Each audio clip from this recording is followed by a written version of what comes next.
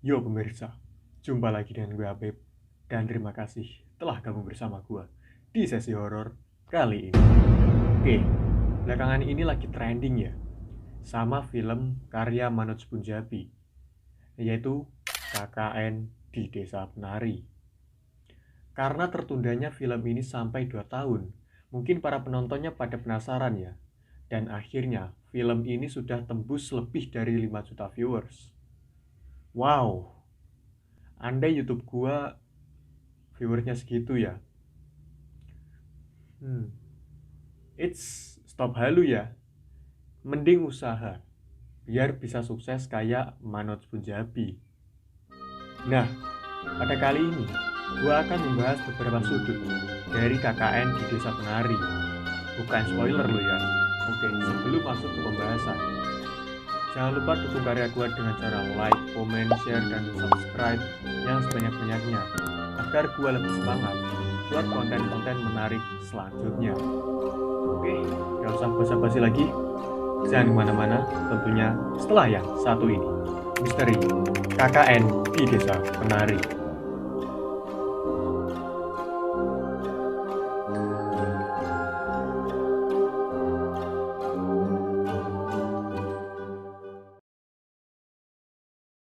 KKN ini dilaksanakan oleh 6 mahasiswa yang identitasnya dirahasiakan, termasuk nama kampusnya. Nama mahasiswa tersebut bernama Nur, Bima, Ayu, Widya, Anton, dan Wahyu.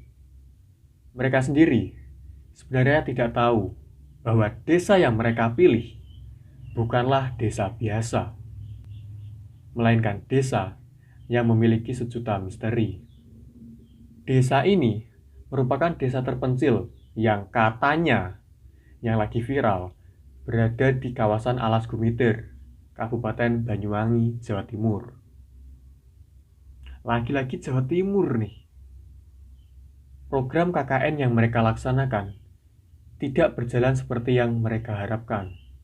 Bukannya terlaksana tugas dari programnya, melainkan serangkaian tragedi menghantui mereka. Untuk masuk ke dalam desa, mereka diharuskan membonceng motor warga setempat, dikarenakan akses jalan yang kurang memadai. Baru saja masuk, Nur sudah disambut oleh hal-hal yang aneh. Nur melihat seorang penari berparas cantik dan rupawan sedang menari di atas batu. Tatapannya tajam banget. Penari itu juga tersenyum kepada Nur. Dan saat Nur menoleh ke arah penari tersebut, penari itu sudah tidak ada. Singkat cerita, pengenalan lingkungan telah mereka laksanakan, dipimpin oleh lurah setempat, Pak Prabu. Namun, pada suatu waktu, sebuah bencana besar terjadi pada mereka. Sebenarnya, awal dari tragedi tersebut bermula dari perilaku yang tidak terpuji yang dilakukan oleh Bima dan Ayu. Tempat orang masih nekat ya. Mereka melakukan hal tersebut, apalagi di area yang dianggap sakral oleh desa tersebut. Hingga konsekuensi besar harus mereka tanggung akibat ulah mereka berdua.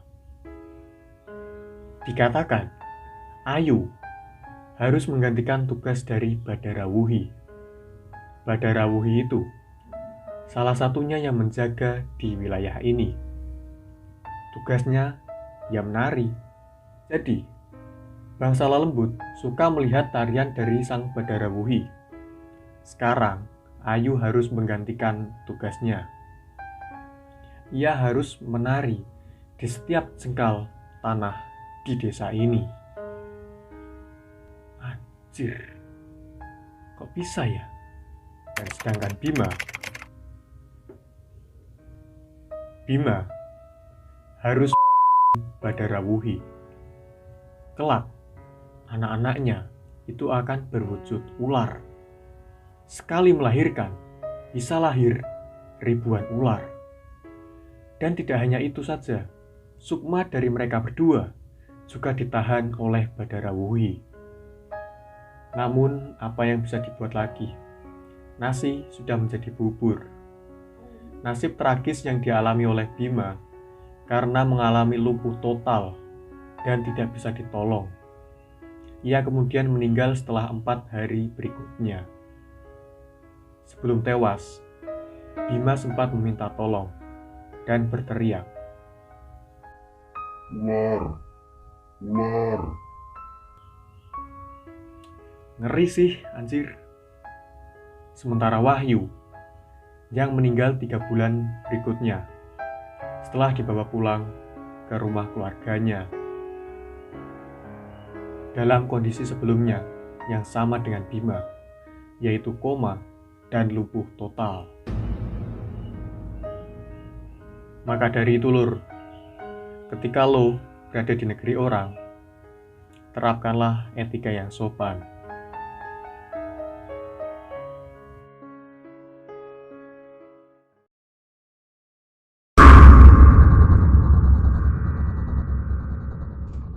Nah, salah satu yang menarik untuk dibahas dari kisah KKN ini adalah Badara Wuhi. Kenapa gua ngomong menarik? Ya salah satunya karena dia cantik, men. Badara Wuhi digambarkan sebagai sosok siluman yang sangat rupawan dengan kemahirannya sebagai seorang penari. Badara Wuhi memiliki tubuh menyerupai ular dan selalu mengenakan selendang sebagai ciri khasnya. Dan tidak lupa, pakaiannya serba berwarna hijau. Loh, kok sama ya dengan kisah sebelah? Dijelaskan bahwa Badara Wuhi adalah seorang manusia yang bertapa hingga menjadi siluman penguasa yang ganas.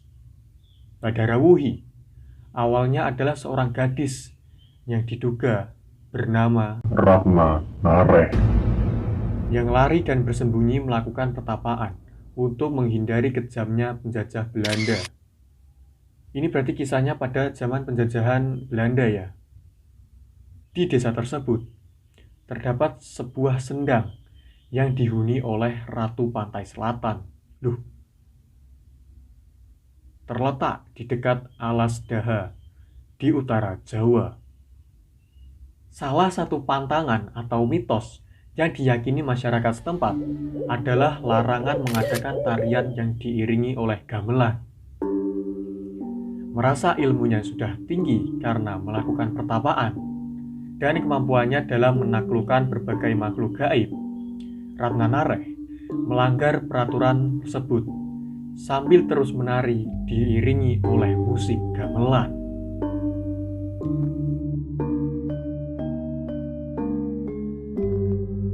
Kesombongan Ratna Nareh membuat Ratu Pantai Selatan murka. Ratna Nareh dimasuki oleh makhluk halus yang merupakan utusan Ratu Pantai Selatan. Ratna Nareh terus menari dan tidak bisa berhenti. Makhluk halus yang merasukinya baru akan berhenti jika jasadnya dihancurkan. Dan jika jasadnya masih ada, ia akan terus menari tanpa berhenti. Ratna Nareh berpakaian anggun, memakai kebaya berselendang hijau, dan sering menggoda lelaki. Dan disinilah kota Bondowoso sampai Banyuwangi, termasuk area Alas Gumitir, sering dikaitkan oleh urban legend yang sering disebut dengan nama Badara Wuhi.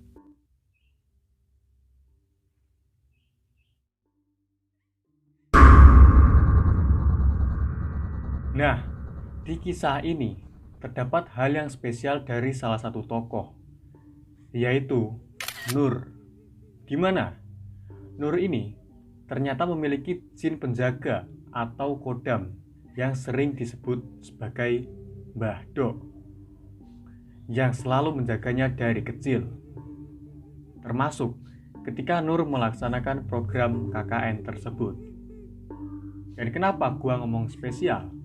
Karena kodam yang dimiliki oleh Nur sangat ditakuti oleh penghuni gaib desa tersebut, bahkan termasuknya Sang Badara Wuhi. Ternyata, sosok Badara Wuhi tersebut tidak berani macam-macam dengan Nur. Bahkan, Badara Wuhi tersebut sangat menghormati sosok yang bernama Mbah Do.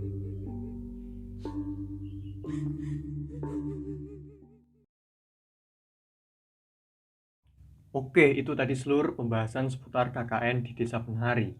Menurut gua ya, kisah ini tuh selain horor, juga terdapat banyak sekali pembelajaran yang bisa kita ambil. Salah satunya adalah berperilaku sopan ketika di negeri orang dan menghargai budaya setempat. Kematian dari Bima dan Ayu juga sebuah pelajaran bagi kita bahwa jangan main-main dengan kepercayaan adat setempat.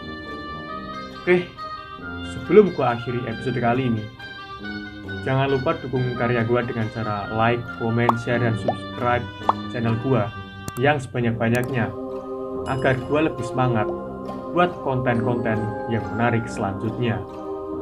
Oke, sekian dulu dari gua. Sampai jumpa lagi di sesi horor selanjutnya.